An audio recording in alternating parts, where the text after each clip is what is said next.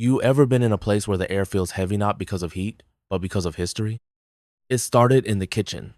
The same kitchen where we used to laugh while baking cookies or arguing over who made better grilled cheese.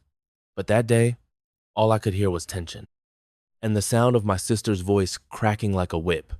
"I told you not to touch my things," Vanessa screamed, her fists clenched like she was ready for war. I held up my hands. All I came for was a glass of water. "I didn't," I said calmly. "I don't even go in your room." But logic doesn't work on people who are already burning inside. Before I could move, she charged. Slamming me against the fridge, her elbow dug straight into my ribs. I heard something crack. I couldn't breathe. And here's the part that still messes with me. What hurt more than the broken rib? My mother's reaction. I screamed out, "Mom!" like a kid hoping for safety. But from the living room, all I got was a lazy sigh. "Oh, honey, not again." She didn't move, didn't even look up. No concern, no questions, just popcorn crumbs and eye rolls. "She didn't mean it," she said, as if that erased everything. And then the line I'll never forget, "Don't even think about calling the cops, that'll go on her record. She's still applying for jobs." That's when I realized something Carl Jung once hinted at. Families often create false narratives to preserve the image of harmony while sacrificing the truth. Vanessa was the misunderstood angel, and I was the scapegoat, the overreactor, the one who always made things worse. But here's the truth. Violence doesn't need a weapon. Sometimes it wears a familiar face. And when the people who are supposed to protect you become the ones who enable your pain, the damage goes far deeper than bruises. You see, trauma isn't just about what happens, it's about who refuses to see it. And maybe, just maybe, that was the moment I stopped hoping they would. You know what's worse than pain? Feeling like your pain doesn't matter. I was 23, working part-time, studying at night, barely keeping my head above water. Every dollar I earned felt like a lifeline, but somehow it always slipped through my fingers. Rent, groceries, health insurance, forget it. My mom had cut me off when I turned 18, said I needed to learn responsibility. But what she really meant was she needed access to my money without any questions. Meanwhile, my sister Vanessa, she was 25, jobless, moody, and worshipped like a fragile goddess. They called her the golden child, but gold doesn't shatter bones. And here's what no one talks about. When you're the scapegoat in a toxic family, even your success is a threat. Vanessa stole from me, not just my birthday cash or old boyfriends, she stole the version of me I could have been. She told my college boyfriend I cheated just so she could have him. She turned friends against me, then played the victim when I called it out. You ever had someone burn down your house and then cry because their hands got warm? She never apologized, not for the lies, not for the bruises, not even for what happened in the kitchen that night.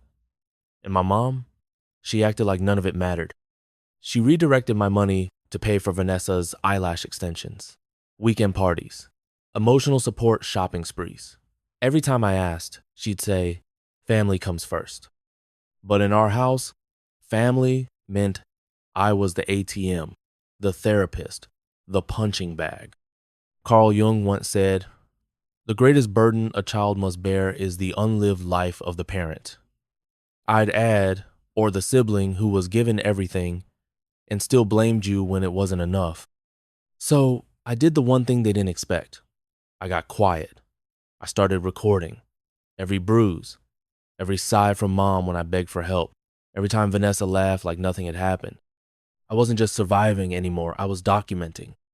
Because some stories don't get justice in real time. Sometimes they need receipts. And if no one was going to protect me, I would. Have you ever reached that point where something inside you doesn't just break, it hardens? That was me, sitting alone on my bed that night, clutching my side, every breath a reminder that pain had become normal in that house. But this time, something felt different. This time, I wasn't just hurt, I was done. I pulled out my phone not to scroll, not to escape, but to document. I lifted my shirt. The bruises were blooming like poisonous flowers, yellow at the edges, deep red in the center. I filmed everything, my face, the wince, the wheeze. I even recorded my mom's voice from earlier flat dismissive cold. Don't call the cops, it'll ruin her job hunt. That's when it hit me. If they weren't going to protect me, I'd become the kind of person they feared instead. Carl Jung once said, people will do anything, no matter how absurd, to avoid facing their own soul. And in my family, that truth was loud. They would rather bury my pain than confront their own shame. But I was done burying things. I created backup files, sent them to my email, saved them on 2 cloud drives, one for safety and one just in case someone accidentally deleted things. And the strangest part, I didn't cry. Not that night, not even the next morning when I saw Vanessa again, smiling, humming, sipping orange juice I bought with money she didn't earn. She looked me in the eye and smirked. You always bruise like a peach. I could have screamed. I could have broken something, but I didn't. That would have been expected. Instead, I got quiet. I started remembering everything. The birthday money she stole, the friends she turned against me, the boyfriend she manipulated away just for the thrill of control. I remembered the way my mom praised her for trying and told me I was too sensitive. But now she has something to lose. A job she wanted, a future she was trying to build, and I had something even more powerful. Proof. This wasn't about revenge. This was about reclaiming my story page by page, bruise by bruise. Because sometimes the most dangerous person in the room isn't the one who hits. It's the one who documents in silence and waits. Sometimes justice doesn't come with sirens or courtroom drama. Sometimes it comes quietly in the form of an open laptop. It was the night before Vanessa's big job interview. She was excited, twirling her hair, bragging about how they're looking for someone fresh, someone real. She left her resume up on the dining table, like it was some kind of trophy. But one name stood out, Ems Carmichael. Her former professor. I froze. That was the same woman Vanessa had publicly cursed out on Twitter for failing her final paper. I remembered the meltdown, the hashtags, the insults. So I did what some people might call cruel. I call it honest. Because when your life has been built on lies, the truth is the most dangerous thing someone can hand you. I took a photo of the screen. I gathered the bruises, the recordings, the urgent care report. Then I sent it all to the company's HR department. I didn't exaggerate. I didn't dramatize. I just told them who I was, what she did, and ended with this. This is the kind of person you're considering to represent your brand. Carl Jung once said, we meet ourselves time and again in 1,000 disguises on the path of life. And that night, Vanessa was about to meet herself unfiltered, unprotected, and finally unmasked. The next morning, she left in a new blazer and my stolen necklace on that belonged to our grandmother. Mom always said Vanessa should have it. She'll wear it more. She returned just after noon, and the look on her face, like plastic melting in the sun. Shock, confusion, and then rage. She threw her purse across the room. Someone sabotaged me, she screamed. They knew everything. The fake references, the incident. They said it came with evidence. I stood in the hallway, quiet, calm, watching the cracks form in the mask she wore so well. She turned toward me, eyes wild. You, she hissed. I tilted my head, smiled gently, and said, funny how the truth always comes back around, huh? That moment wasn't just about her. It was about all the years I swallowed silence. All the times I've been called dramatic, bitter, jealous. But now the lies had receipts. And the golden child, she finally tarnished. Power doesn't always come from raising your voice. Sometimes it comes from reading fine print and signing your name. While Vanessa spiraled raging over job rejections and fake smiles, I was making phone calls. Quiet ones. I reached out to a legal aid nonprofit, explained the financial abuse, the stolen money, the manipulation masked as motherly care.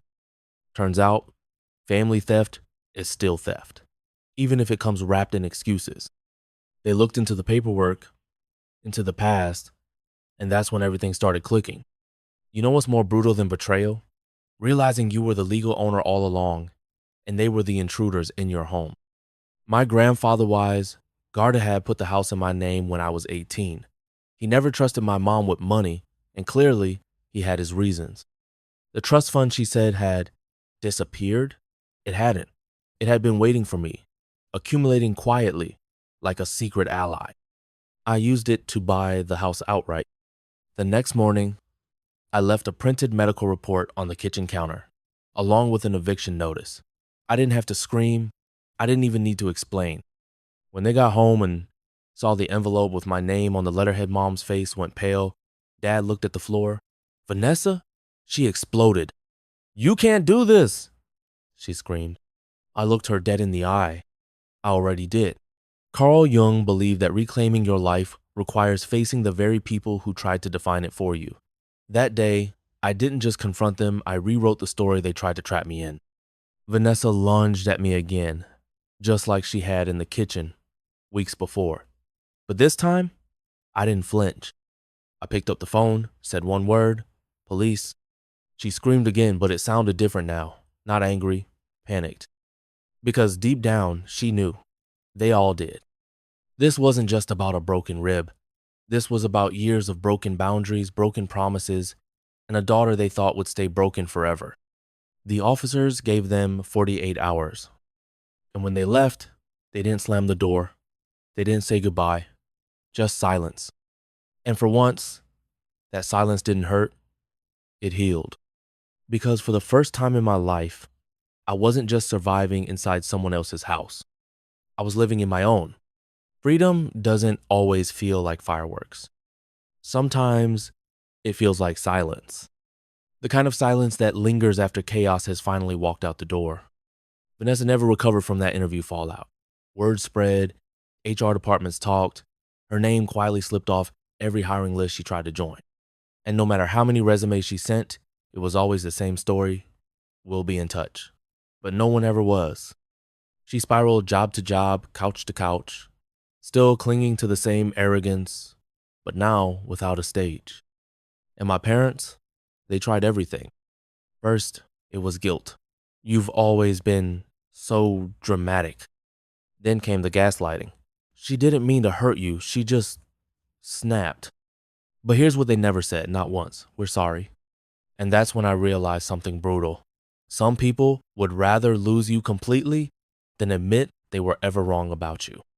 Carl Jung said, until you make the unconscious conscious, it will direct your life and you will call it fate. That's what I was watching unfold. My family was still trapped in their illusions, rewriting history to protect the image of a golden child, even if it meant burning me out of the picture. But I refused to carry their shame one more step. The final confrontation came the week before their move-out deadline. Vanessa barged into my room, eyes blazing like I owed her something. You're ruining everything for me, she hissed. You're so obsessed with being the victim. You forgot how to be a sister. I stood up slowly. No, I said. Being your sister meant bruises, silence, and pretending you were normal when you weren't. I didn't forget how to be a sister, I just chose not to be abused for it anymore. She threw a coffee mug. It shattered an inch from my face. This time I didn't even blink. I picked up the phone and calmly said, police. She screamed again, but I wasn't listening anymore. Because the truth is, that moment wasn't about her. It wasn't even about revenge. It was about choosing me. When the cops came, they gave them 48 hours. And when they left Vanessa with 2 trash bags and Mom screaming behind her, they didn't look back. Not once. And I didn't stop them. Because sometimes closure doesn't come with an apology. It comes when you finally stop waiting for one. When they left, I didn't cry. I didn't throw a party either. I just stood in the center of that old house and let the quiet wash over Minnow yelling, no slamming doors, no pretending things were okay when they weren't. Just stillness. The first thing I did was grab a paint roller. I covered the holes in the walls, scrubbed the floorboards, replaced the curtains that still smelled like old fights, and then I did something bold. I turned Vanessa's old room, the one I was never allowed to enter into my art studio. Because apparently, the thing I was always told would never pay the bills ended up becoming the very thing that paid my freedom. You know what people hate more than being exposed? Watching the person they tried to destroy finally become who they were, always afraid you could be. I opened my inbox and saw it the full scholarship I had once deferred because life at home was just too chaotic to chase dreams. This time, I said yes, and I went. Not with baggage, not with guilt, but with freedom. I started freelancing on the side, working with brands and clients Vanessa used to brag about wanting to interview with. My professors noticed my work. My voice, once quiet, cautious, came back slowly, then all at once. But of course, the past loves to whisper. One day, I got a message on LinkedIn. Did you really ruin your sister's life just to get into school? I smiled, and I typed back, no, I rebuilt my own. She just got caught in the debris of what she destroyed. Carl Jung believed that true healing comes from integrating what we once rejected within ourselves. And for me, that meant no longer hiding the hurt, no longer trying to be the good daughter or the quiet one. It meant owning every part of my story, even the ugliest pages, and finally putting the pen back in my hand. I haven't spoken to my family since, but I've built one that asks how I'm doing without hurting me first. And on graduation day, I didn't invite them. I wore the necklace grandma left, met the one they gave away like I didn't matter. And as I walked across that stage, I whispered to myself, this one's for every time I was told to stay quiet. The applause wasn't thunderous. It didn't have to be, because this time I was the one holding the ending, and it finally felt true. Not every victory ends with applause. Some victories sound like quiet mornings, like waking up in a room you made your own, like sipping coffee without flinching, like peace undisturbed. This story, it didn't end with revenge. It ended with something much more powerful: liberation. Because I didn't need anyone to lose for me to finally win, I just needed to stop playing the role they assigned me. You see, for years, I was the scapegoat, the too sensitive one, the one who overreacted. But Carl Jung once wrote, we do not become enlightened by imagining figures of light, but by making the darkness conscious. And I finally did. I confronted the darkness in my family, the manipulation, the gaslighting, the emotional rot they disguised as love, and I stopped carrying it like it was mine to fix. And here's what they'll never understand. I didn't destroy them. I just stopped protecting the lie that held us all hostage. The truth didn't ruin my sister's future, her actions did. The silence didn't break our family, the years of pretending nothing was wrong did. I just stepped out of the fire they kept dragging me into. Graduation day came. No cheers from mom, no tears from dad, no fake smiles from Vanessa, just a soft breeze, a heavy robe, and my grandmother's necklace around my neck. And for the first time, I didn't feel empty without them. I felt whole. I didn't need their validation. I needed my voice, my story, my future. And now, it's mine. I spend holidays with people who don't walk on eggshells. I laugh without checking who's watching. I create art without someone calling it a waste of time. And every once in a while, someone will ask me, do you ever miss them? Here's the truth.